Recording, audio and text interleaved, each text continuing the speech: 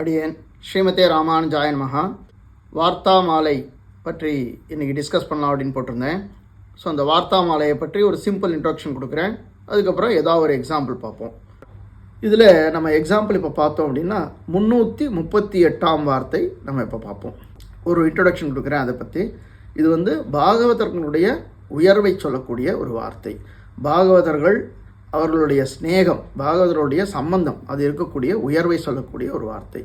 பகவத் சம்பந்தம் என்னால் எம்பெருமானோடே ஏற்படக்கூடிய சம்பந்தம். பாகவத சம்பந்தம்னா அவனுடைய அடியவர்களோடே இருக்கக்கூடிய சம்பந்தம். பகவத் சம்பந்தம்ங்கிறது எம்பெருமானுக்கு சம்பந்தம் போதும் அப்படின்னு நம்ம நினைக்கலாமான்னா ஸ்ரீ வைஷ்ணவ சம்பிரதாயத்தில் அதை ஒப்புக்கொள்வதில்லை. பாகவதர்களோடைய கூடியிருந்து எம்பெருமானை அனுபவிக்க வேண்டும் தான். கூடியிருந்து குளிர்ந்து ஏலோர் எம்பாவா என்ற அளவுக்கு எம்பெருமானை அப்படி அனுபவிக்க வேணும் என்று தான் பெரியவர்கள் சொல்வார்கள். ஸோ அதை போலவே புராணத்தில் இருக்கக்கூடிய விஷயங்களை எடுத்து இங்கே காண்பித்திருக்கிறார்கள். எக்ஸாம்பிளாக இந்த வார்த்தையில் வார்த்தை நம்பர் 338. கைகேயி பகவதபச்சாரம் பண்ணினாளே ஆகிலும் தன் மகன் என்றாகிலும் பாகவத ஸ்நேகமுண்டாகையாலே முக்தையானாள். சக்கரவர்த்தி பகவத் ஸ்நேகம் பண்ணினானேயாகிலும் முக்தனாகிரிலன்.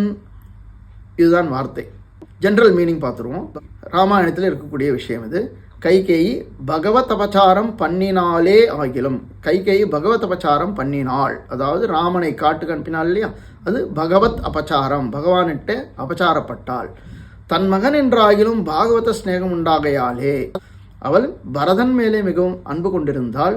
அந்த பரதனுக்காகத்தான் ராமனை காட்டுக்கு அனுப்பிச்சா. ஸோ அதனால் பரதன் மேலே அன்பு கொண்டிருந்ததுனால அவளுக்கு பாகவத ஸ்நேகம் மிகவும் ஏற்பட்டது. அந்த ஏற்பட்டதுனாலே அவள் முக்தையானாள், அவள் முக்தி அடைந்தாள்னு சொல்கிறார்கள். சக்கரவர்த்தின்னா இங்கே தசரத சக்கரவர்த்தியை சொல்லக்கூடியது.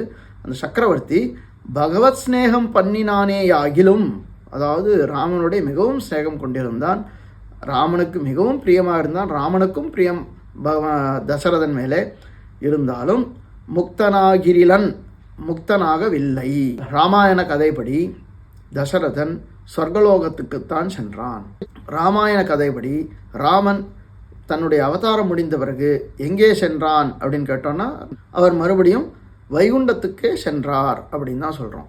ஸோ வைகுண்டத்துக்கு அவர் செல்லும்போது என்ன பண்ணினார் அப்படின்னா, புற்பா முதலா புல்லெரும்பாதி ஒன்றின்றியே நற்பால் அயோத்தியில் வாழும் சராசரம் முற்றவும் நற்பாலு குய்த்தனன் நான்முகனார் பெட்ட நாட்டிலே அப்படின்ட்டு புல்லு பூண்டு எல்லாரையும் சேர்த்து கொண்டு, அயோத்தியில் இருக்கக்கூடிய எல்லாரையும் சேர்த்து கொண்டு தான் வைகுண்டத்துக்கு எழுந்தருளினான் அப்படின்னு சொல்கிறான்.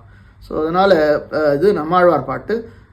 பெருமாள் திருமொழியில் குலசேகர ஆழ்வாரும் இதை பற்றி பாடியிருக்கார். அன்று சராசரங்களை வைகுந்த தேற்றி அப்படின்ட்டு. ராமபிரான் தன்னுடைய அவதாரம் முடிந்த பிறகு தன்னுடைய சோதிக்கு போகும்போது அயோத்தியில் இருக்கக்கூடிய புல் பூண்டு முதலான எல்லாரையும் அழைத்துட்டு போனான். அப்போ கைகேயும் கூட போயிருக்கலார் இல்லையா, அதனால கைகேயும் முக்தி பெற்றாள்.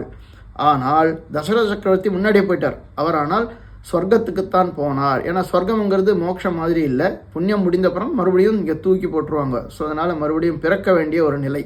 முக்திக்கு போனால் பிறப்பு இறப்பு இல்லை என்கிற நிலை. ஸோ அது உயர்ந்த நிலை. ஸோ அந்த உயர்ந்த நிலை கைகேயிக்கு கிடைத்தது. ஆனால் அந்த உயர்ந்த நிலை சக்கரவர்த்திக்கு கிடைக்கவில்லை, தசரதனுக்கு கிடைக்கவில்லை. ஏன் என்றால் கைகேயி பாகவத ஸ்நேகம் கொண்டிருந்தால், சக்கரவர்த்தி பகவத் ஸ்நேகம் இருந்தாலும் பாகவத ஸ்நேகம் இல்லையே அப்படின்றதுனால அவளுக்கு கிடைக்கவில்லை. அப்படிங்கிறது ஒரு ஜென்ரலாக இருக்கக்கூடியது. இதனுடைய அரும்பத உரை படிக்கிற உங்களுக்கு இன்னும் புரியும்.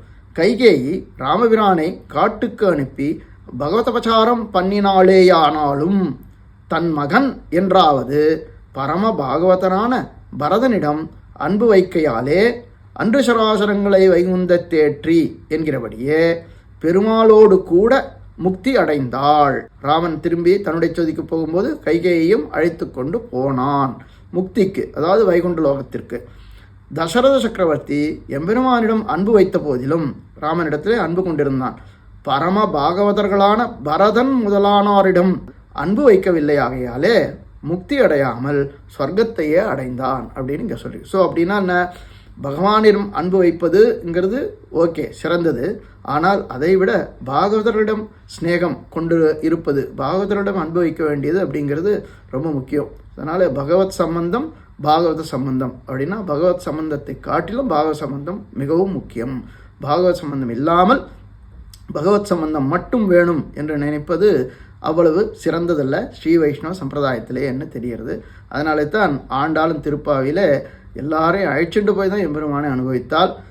அதே மாதிரி தான் நம்ம லாஸ்ட் வீக் நம்ம குரூப்பில் பார்த்தோம், திவாகர் சுவாமியும் தன்னுடைய கண்ணன் திருநட்சத்திரம் அனுபவிக்கும் போது, ஸ்ரீ ஜெயந்தி கொண்டாடும் போது பாகவதர்கள் எல்லாரும் இருந்து கூடவே இருந்து அனுபவிக்க வேணும்னு எல்லாரையும் முக்கியமாக அழைத்து அவசியம் இருக்கணும் அப்படின்ட்டு அவர் அழைத்து, நம்மளால் வர முடியாதுன்னு சொன்னால் கூட நீங்கள் அவசியம் வரணும்னு சொல்லி அழைத்து அவர் ஸ்ரீ ஜெயந்தி கொண்டாடினார். ஸோ பாகவத சம்பந்தத்தோடு பகவானை அனுபவிப்புங்கிறது மிகவும் உயர்ந்ததான ஒரு விஷயம். அந்த விஷயத்தை நம்ம அன்னைக்கு பார்த்தோம். ஸோ அந்த கான்டெக்ஸ்டில் இதை எடுத்து சொல்லலான்னு நினச்சேன். ஸோ அடியேன் இதெல்லாம் உங்களுக்கு புரிஞ்சிருக்கும்னு நினைக்கிறேன். ஸ்ரீமதே ராமானுஜாய நமஹ.